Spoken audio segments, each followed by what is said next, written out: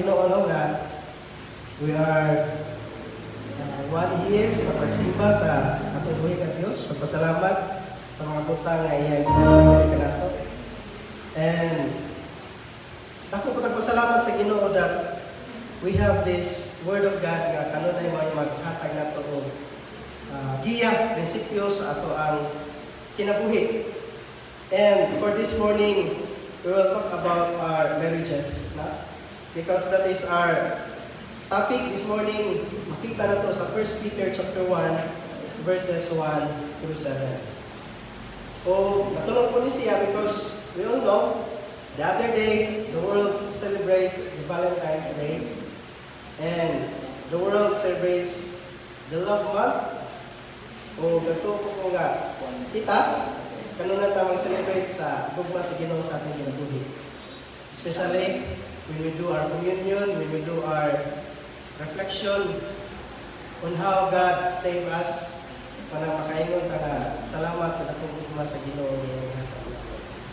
And that is found in Romans chapter 5 verse 8. Nagingon, while we were still sinners, God demonstrated His love toward us in this, that while we were still sinners, Christ died for us.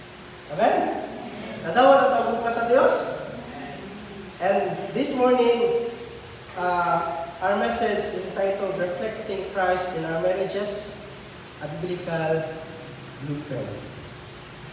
Salamat po sa nindot nga picture na describe sa kamilyon sa lalaki o sa babae. And before let's read first our passage. Although mandinig sa akong slide, let's open our Bible in 1 Peter chapter 3, verses 1 through 7. Tingnan ang puno sa Ginoo.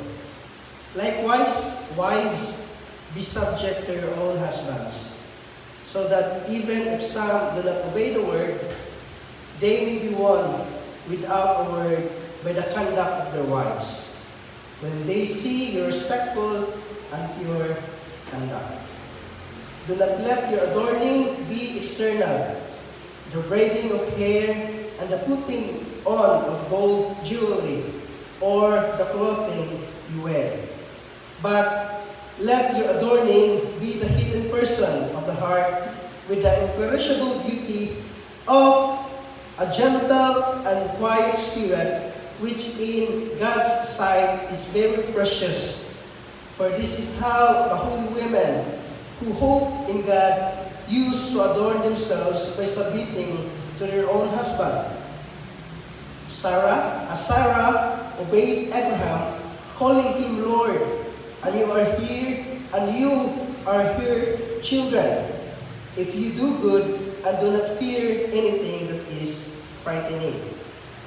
Likewise, husbands, live with your wives in an understanding way, showing honor to the woman as the weaker vessel, since they are heirs with you of the grace of life, so that your prayers may not be hindered. Let's pray. Lord God, salamat kayo sa refreshing, nindot nga mensahe mo ng hatag mo. And truly, your word, O God, is lamp to my feet, and the bread that we need in our spiritual life. So sa Ginoo, salamat nga ikaw ang Diyos, naghatag ka na mo akong pribilehiyo that we can study your word as a congregation. Karon maghatag na mo ni kadasig, maghatag na mo ni o giya sa mga pagkinabuhi as husband, as wife, and as a family, a Christian family nga nagpuyo din sa kalibutan. Lord, we pray for the Holy Spirit that will always guide us through this message this morning, so that we can truly understand the word. This we rely on you in Jesus' name. Amen. Again, reflecting Christ in our marriages. I know, di pinanibag ko na to because somehow sa ato ang pagkakristahanon, naghanatag natinan ng mga seminars, naghanatag mga natinan ng mga fellowship, nga nagisgot about biblical marriages, daghanatag tinan nga mga gatherings nga nagisgot about husband and wife. No? O nagto ko nga dili na ni bago kanato. That's why my purpose and my prayer is that sa ato ang pagkadulog ng mensahe mo ni maghatag na to refreshment sa mga nakakuna na nato sa ato ang kaminyoon. Tungod kay we are not perfect. No? Dili ta strong kanunay. Dili ta likod kanunay. Sometimes we go down. Sometimes we are weak. And I hope and I pray that this message will refresh us sa ato ang kinabuhi ninyo. Amen?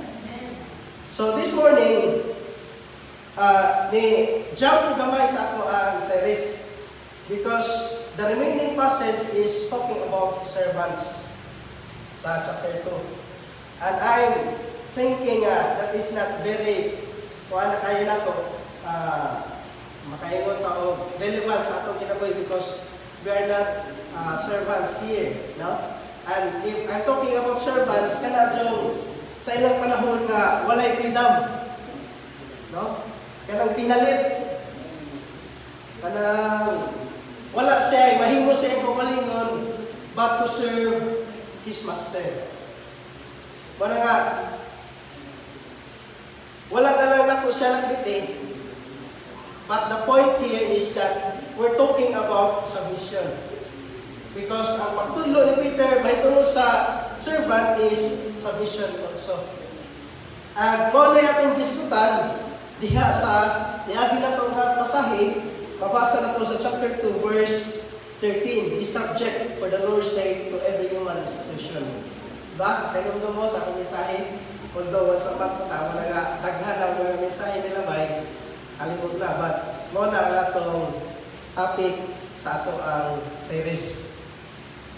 Nga, we are encouraged to submit to the ruling authorities. And that will also apply to the household of God. Nga, kung ikaw sa kang kasunduon, kanangalagad na kay amo, you need to submit.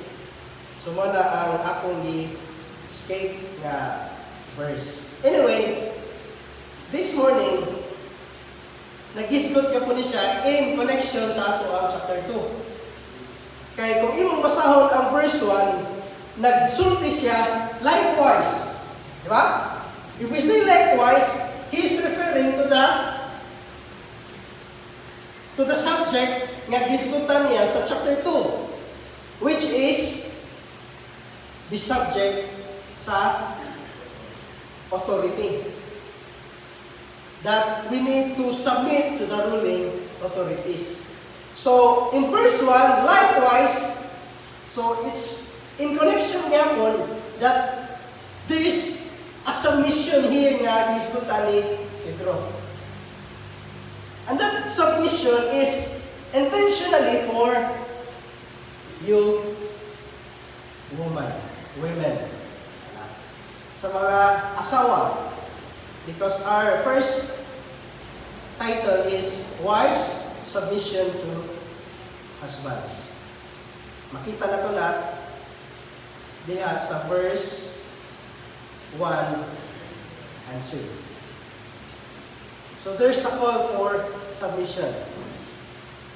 And again, the Bible says, likewise, wives is referring to the subject of gisgutan ni Pedro sa chapter 2 down to chapter 3 may tungod submission. And this submission is specifically to you women. Mga asawa, dahil may women nga dinipin nyo, so ato na lang ni specific mga asawa dyan. No? So likewise, mga asawa, be subject to your own husbands.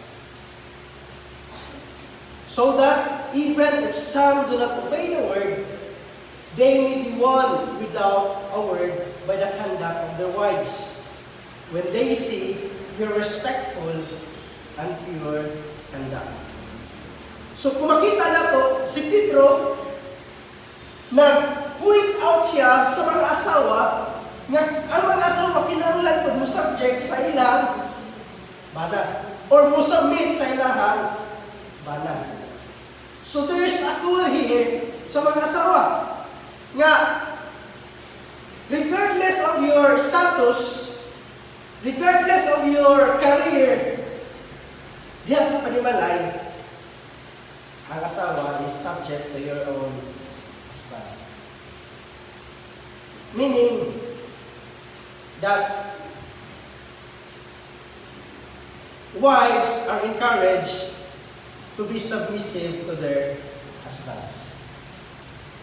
Now, again, mga asawa, gidasik ni Pedro, this is the biblical principle nga gidasik ta to be submissive to our husbands.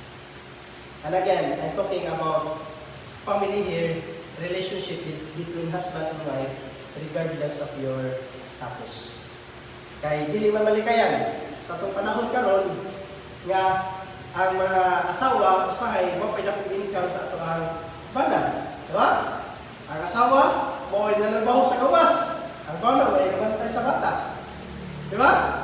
So usahay ug dili ta magbantay na diha sa atong kaminyoon, mahimong authoritative ang asawa, mahimong commander ang asawa na naman, siya may dako og kita. Pero si Pedro, gi-encourage ka niya pagbalik nga, regardless of your status, regardless of your career, you need to submit to your husband.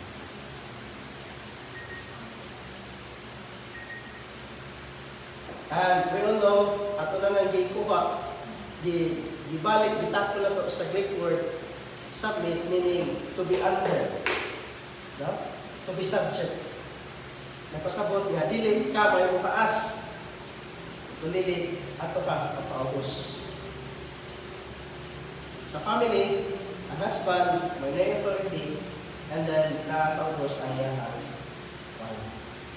Now later on, ato nang masabtan nga kinahanglan ba mahimong abusive ang husband kung kaya na siya sa authority. Ato na masabtan niya sa role sa husband. But here, let's focus first on the submission sa mga asawa. And this submission can lead to the conversion of husbands, especially if they do not believe the word. Now, mabasa na ito sa verse 1. So that if some do not obey the word, they may be won without a word by the conduct of their wives. So, ang sikreto sa mga asawa, especially if their husband is not obeying the word. Kung mag-isnutag, not obeying the word, so posible duhan Kristohanon nga, gahikulo, kanang, nasa, ba? What I mean gahikulo is, kanang, bata pa sa iyang faith. Ano lang, para dinig lang kayo lain nga, gahikulo. Bata pa sa iyang faith nga, disobedient kayo sa pulong sa Ginoo, or posible nga ikaduhanan ng husband nga do not obey the word is wala pa jud diha sa pagtuo. Wala pa jud makasabot sa kaluwasan. And kung wala pa siya makasabot sa kaluwasan, wala pa siya obedient sa pulong sa Ginoo. So either way, anong duha? Kung nakakaibana nga bata pa sa pagtuo, nakaibana nga wala pa siya sa pagtuo, o sa ganyan ni Pedro, gi-encourage na to, be submissive to your husband. Yan naman. By, ingo si Peter, so that if some do not obey the word, they may be won without a word by the conduct of their wives. So, ang pagsabitan sa asawa, makadaog na, makadala na sa pagtuo ngadto sa imbana. No? Kaya na may uban nga mga bata nga iganahan o kanunay istoryahan. Na may mga bata nga iganahan sa nyawan. Na may mga bata nga di siya maminaw. Pero sa Pedro ani, he used our Christian living. No? Ang atong kinabuhi mo na gusto ano, may gidasi niya nga, sige, pag kinabuhi nga, doon ay pagtuo sa Ginoo. Pag kinabuhi nga, nisakmitan sa imong bana, ingon nga, nagsunod kas puno sa Ginoo. And, makita sa imong bana ang imong kinabuhi, we will wonder, kung sa may nasa asawa? Kung sa may naaga na dahil sa iyang Ginoo, ganun, sa gusaon na kung daw ang asawa, di man siya mo supak, no? Di man siya mo suko. Or, kung sa iyang iso sa asawa, na man siya bersikulo ihatag, idasi. No? Sa kaya naman, nga, dili na ni Sari, kanunay na to, sa ngawa na pagpana, kadamuntag, John 16, kaya mag-usap mo lang siya, kagsulting John 16, yan, iguman, grabe niya mo. Maluya yung mana. Yung ganahan yung mana, makita din mo kayo. Yung ganahan mo sa bahay, sapa. No? Yan naman, kaya authoritative kayo ang asawa. Under niya ang mana. So, wala na mo. So, it's practical. Nagitudlo ni Pedro na to. Kami no? Again, sa mga asawa nga, bata pa ang pagtuo silang bana, or sa mga asawa nga, wala pa siya pagtuo silang bana. Practical kayo ang itudlo ni Pedro na to. Let your conduct be shown to your husband. And by God's grace, he will wonder, and he will obey the word of God. Amen, mga asawa? Amen. Unya, giingon niya sa verse 2, ingon siya, when they see your respectful and pure conduct. So, ang essence na sa submission, morning, being respectful and your pure conduct. Muna ang essence sa submission, nga makita na to din nga gitudlo ni Pedro. Dili din siya submission nga by word only. Nga ano submit ng husband. Nakadungog ko puno sa Ginoo karon nga ang mga asawa mo submit sa husband. Wala ko isulti. Nga bada, love, masubmit ako nimo. Dili. But the true submission here, makita na to sa verse 2. When they see your respectful. Nagtahod ba tas mga bana na to, mga asawa? Nirespeto ba ta sa itong mga bana? Taliwala sa ilang kahintang, taliwala sa ilang grado, taliwala sa ilang trabaho. Ano naman? That is the essence of submission here. Nga ang pagsubmitan tayo sa bana, mahimutang respectful sa ato ang bana. And our true, our pure conduct.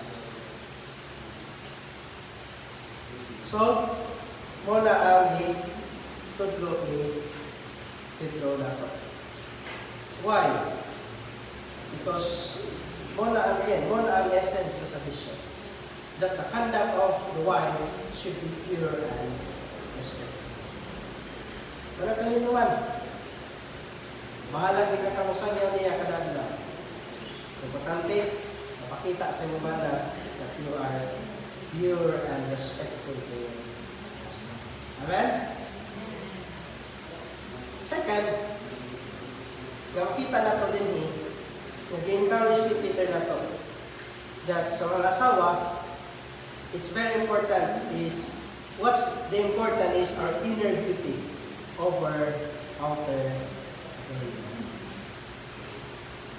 Makita na to na verse 3 and 4. Mga asawa, do not let your adorning be external. The braiding of hair and the putting on of gold jewelry or the clothing you wear, but let your adorning be the hidden person of the heart with the imperishable beauty of a gentle and quiet spirit, which in God's sight is very precious. Now, let's not be mistaken here. Nga, kinahanglan ang asawa, dili na magpagwapa.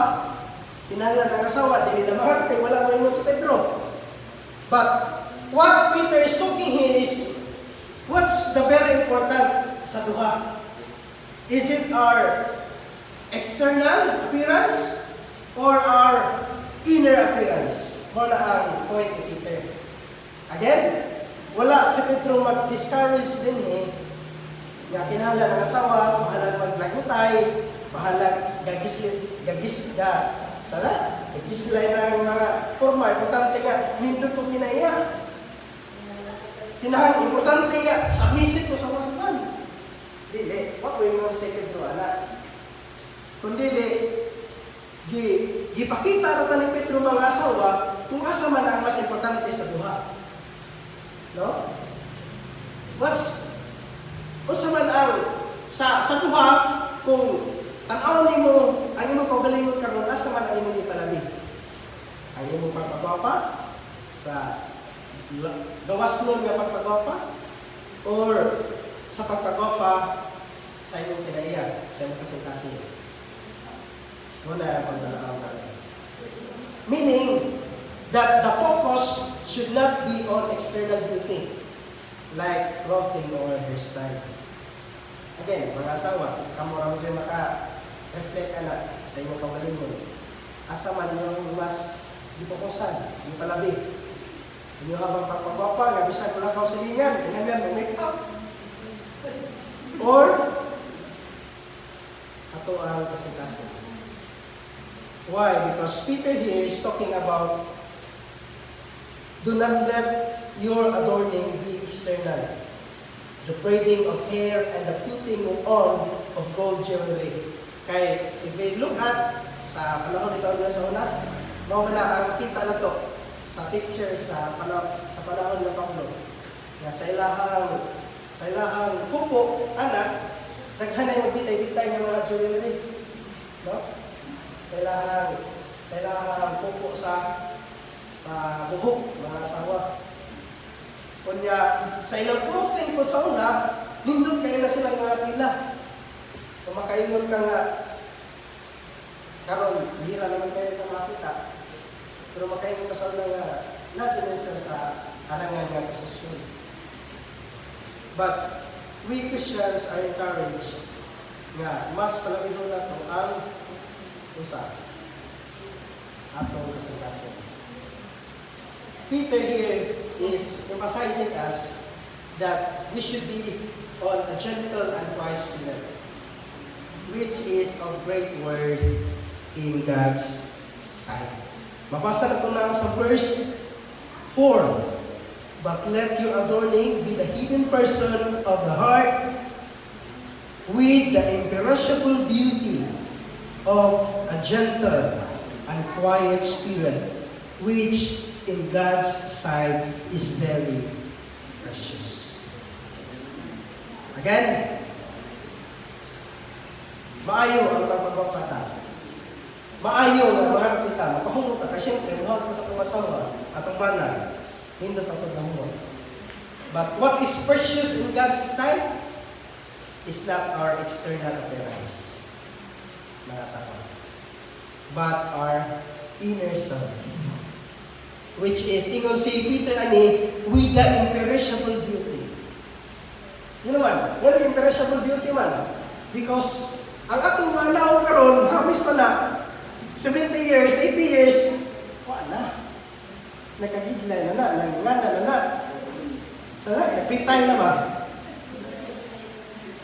Pero ang atong kasing-kasing, managing ni Peter, imperishable beauty. Yan naman, kaya bisag matigulan na ka, kung sa imong kinaiya, mawasod niya po na halitod niya, matigulan na. No? So, muna rin sa Pedro, anak na ba basig, mga asawa? Kaya ang atong beauty sa gawas nun, malaya na kami tayo. Usahay, may insecure pa ta, kaya basig na ito nila, inuman na. Kaya dili na kong bapa. Kaya importante, ang atong kasing-kasing mo ay gulungtan ang pagpagpapahan ko sa ating. And thirdly, si Pedro naghatag siya example sa pagkahimong submissive sa mga asawa. And this example is no other than Sarah. verse 5 and 6 inyo siya. For this is how the holy women who hope in God used to adorn themselves by submitting to their own husbands. As Sarah obeyed Abraham, kung sa'yo tawag ni Sarah, calling him Lord. So grabe ang submission ni Sarah, no? Nga, ang pagtawag niya ni Abraham, ang pag-address niya ni Abraham, calling him Lord.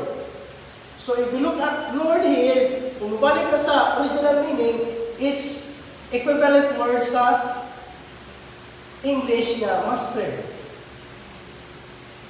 So ina na ang pagpakita ni Sarah sa iyang submission ni Abraham. To the point that Sarah called his husband Abraham his master. Magpasabot ba na? Sa authority, dili din sa gamanan ang babae. No? Dili dapat may malabaw ang babae. Kung dili ang babae, matawag sa iyang ba na master. Lord, sabi mo hato ron. Lord, sabi mo maaon. Ha? Pwede naman na i-address ng mga bata. Han, Lord. Kasi ano mo ito? Lord, sa data decision, sa nato buhato na niya. Magpasabot that you're addressing your husband who is in an authority over you. So, one ang point to take niya. And you are here, children. So, he's referring to us Christians, mga asawang nga nagturo sa Ginoo. If you do good and do not fear anything that is frightening. Magpasabot, Sarah is used an example of a godly woman who obeyed her husband and trusted God. So, mana ang point ni Peter. Thus, wives are told to follow her example, demonstrating respect and trust to their husbands. So, wala laing point si Peter ani, nga nang naghapit siya example so that ang mga asawa makita na tayo sundon that even Sarah, the wife of Abraham, father of faith, respect and trust Abraham as his husband. I hope and I pray that we also, kita nga mga asawa, mapunaan natin practice. That we should trust our husband. That we should respect our husband. Bisan sa kahimtan sa ating. Again, regardless of our status. Regardless kung kinsa ang dako ninyo o sa natin. Basta kadiya sa paningalay, the husband is the Lord of the household. Amen, mga bana? Mga bana? Grabe, pa kayo mga bana, oh? Okay, sila ang Lord sa household. Master sa paningalay. Karon atong tanawon usab pod ang mga habana. So what's our role? Our responsibilities, mga husband. Malipay ta nga, yes, Lord ko, master ko sa panimalay. Pero sa may atong responsibility po ingon nga bana. Husband's responsibility. Verse 7. Masarap na verse, pero grabe ka, meaningful kayo nga verse. Likewise, husbands, live with your wives in an understanding way, showing honor to the woman as the weaker vessel, since they are heirs with you of the grace of life, so that, one yung pinaka-importante, your prayers may not be hindered. O sa kunay atong responsibility, mga mana, live with your wives in an understanding way. Magpasabot, ang mga bana, sama.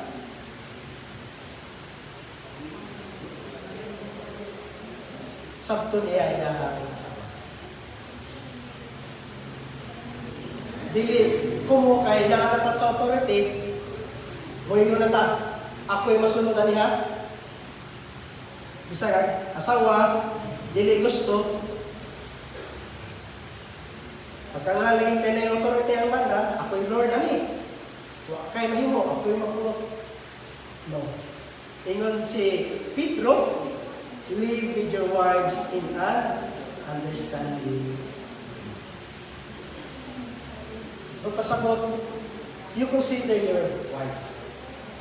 If you have your decision, understand your wife kung sa padiyahang side. Kung sa padiyahang nas mula-mula, kasing-kasing. And then, you will come up with your decision. Kung na yung mga panghitabo, kay sumpay, ang nalang ng iusa, this requires honoring the wife as the weaker vessel. Ngano ba ito masabton ang mga asawa na ito, mga bana? Because nagingon ang puno sa Ginoo, verse 7, showing honor to the woman as the weaker vessel. Now, ang word honor, kung nakita mo sa Greek, it's either duha. Ang first, is giving value to your wife. Or showing value to your wife. Muna ang meaning na sa honor.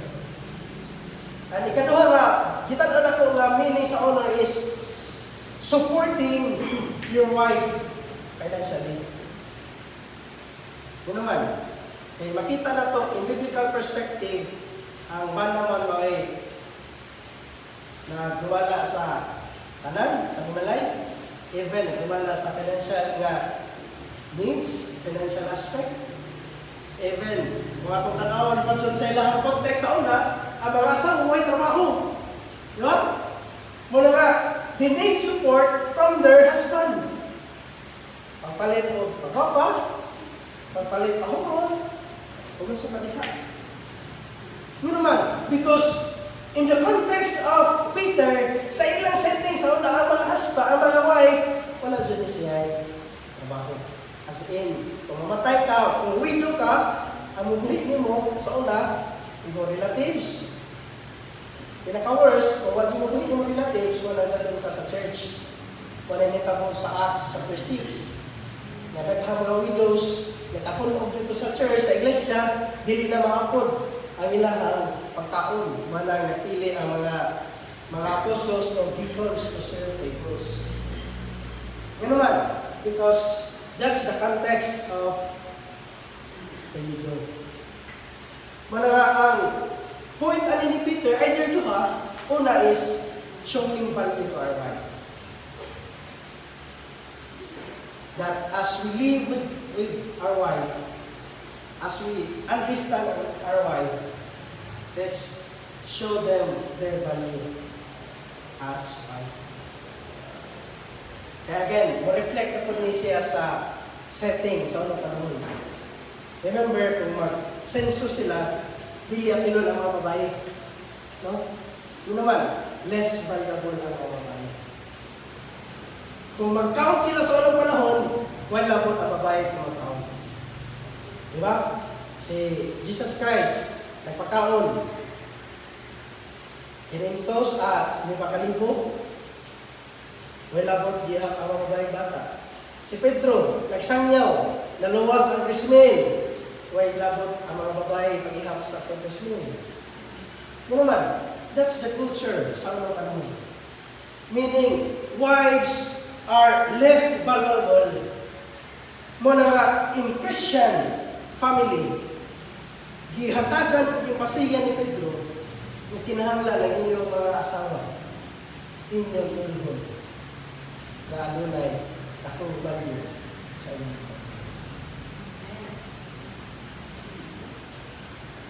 And secondly, kung magtataw po ka sa, again, second meaning sa honor is to support our wife. Depende sa mga na mga kanalo. To support ba na sa itong mga asawa? Kung nasa na yung pahinangan, to support ka. Kung gusto itong asawa, support ka sa itong asawa. Why? Because that is one way of showing honor sa atong ang mga asawa. Not ni sarili nga tungkol kay asawa na sila, ubos sila na ito kasi no. This requires honor, respect to our wives. Yun naman, because the wife, again, according to the Bible, atos lang isipon as the weaker vessel. Yun naman, kaysa panahon nila, wala sila trabaho. Wala sila support, wala sila income. And physically, kita po ang mas likod. Emotionally, kita po ang mas likod mga bana. Kung ang bana na problema, ang napituhan mo na ang asawa. Diba? Diba ta anak? Mga pastor, diba ta anak? Na tayo problema, kung asawa mo yung napituhan na. So how many times kita na wala? Why? Because muna ang hindi mo sa pulo sa Ginoo. Showing honor to the woman as the weaker vessel. And if the word of the Lord says so, diligent ang secret. That is the fact, that is the reality about our wives. Nga mas kuyang sila kumpara na ito ng mga. So again, kung sa itong responsibility, live with our wives in an understanding way. Showing respect and honor to our wives. Amen, mga bana. Secondly, husbands should recognize that both husbands and wives are heirs of God's grace. So muna akong point kanina. Nga naman, because in the community, ubos ra ang pagtanaw sa mga asawa, sa mga babae. In the community, sa ilang panahon, ang mga asawa, wala'y trabaho. Mga bana na. Pero mga bana, gi-encourage sa ni Pedro that we should recognize that both husband and wives are heirs of God's grace. Mapasa ito na sa verse 7. Since they are heirs with you of the grace of life.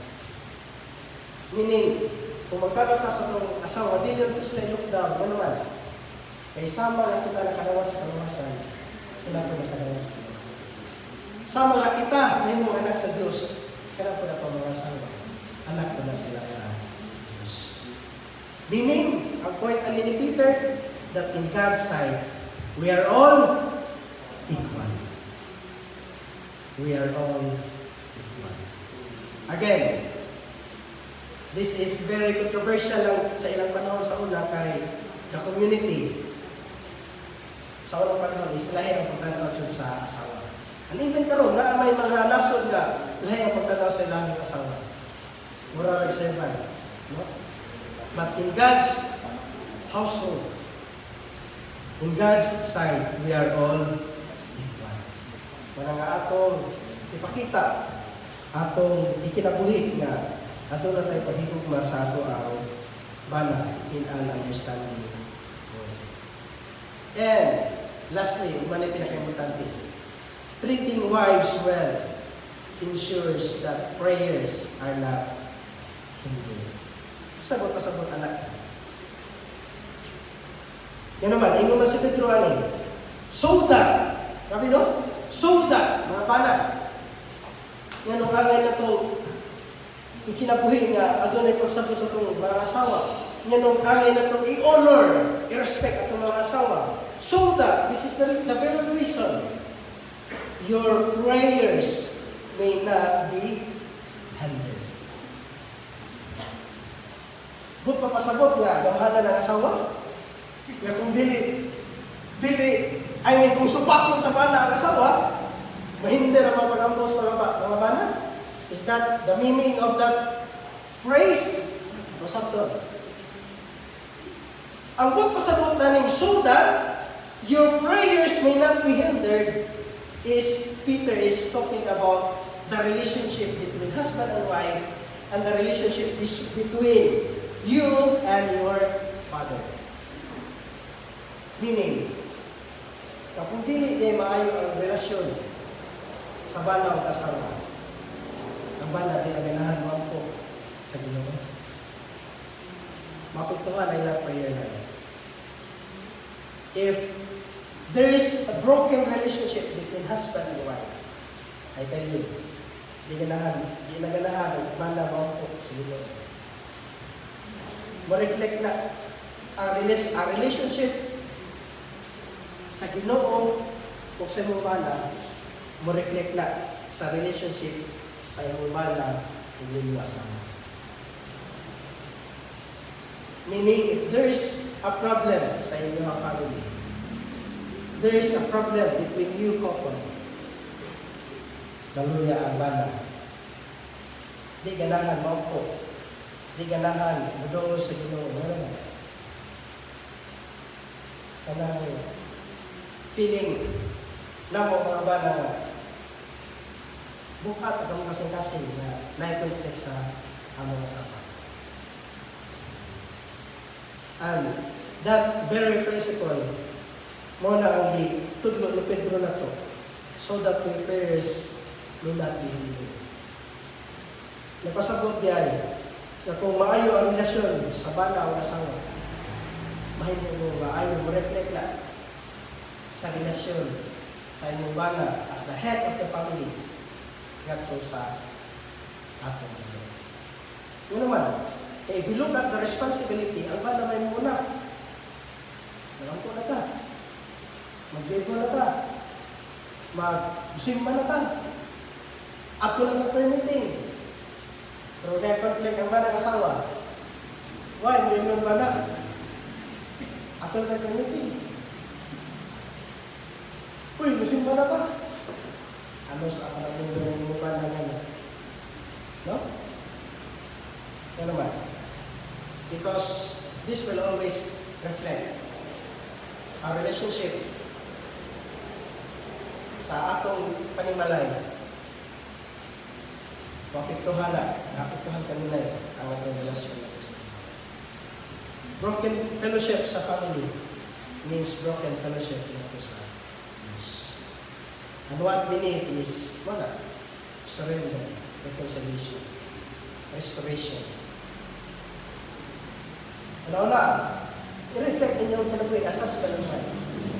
Diba, kung maayo ang inyong relationship, diba kay makasilabot mo magampo sa Ginoo. Gampo na. Bisag na amos problema, namoy gyatubang ang akong problema. Pero kung mutual ang inyong relationship, kamong duha matubad gampo sa Ginoo sa inyong problema. Pero kung kamo mismo daw ang problema, what's your name? Ako na ta. No? And that is very practical. Ito doon yung Peter na ito. Why? Because Peter here is saying na naanap ito mga because we are the head of the family. Wala kung maguba ang atong relationship sa ato ang asawa, mapiktuhan ang atong relationship kung ito sa atong mga nga isod kayo sa mga broken family ang pagsunod ngato sa Ginoo naman because nawala ang image sa family. Nawala ang ehemplo sa family, which is the husband. So, in conclusion, both wives and husbands are called to a godly, respectful, and loving relationship with others. Kasi ito tayo. These principles are part of the broader Christian calling to live in a way that reflects Christ's love and peace. So, importante nato mga isong is that, again, refresh na kami. Pero hindi naman nato kanunay. Ang atong role, that wife, we need to be submissive to the husband, showing respect and honor to the husband, pure conduct, and husband, live with your wives in an understanding way. Honoring your wife, respecting your wife, ingon nga weaker design. Aron, na dili ka mahinder sa ato ang mga paggampo sa Ginoo. Makaiusa ka sa paggampo sa Ginoo, makaiusa ta nga buday sa Ginoo, makaiusa ta nga musimba sa Ginoo, masunod nila sa relationship between husband and wife. Amen? Let's pray.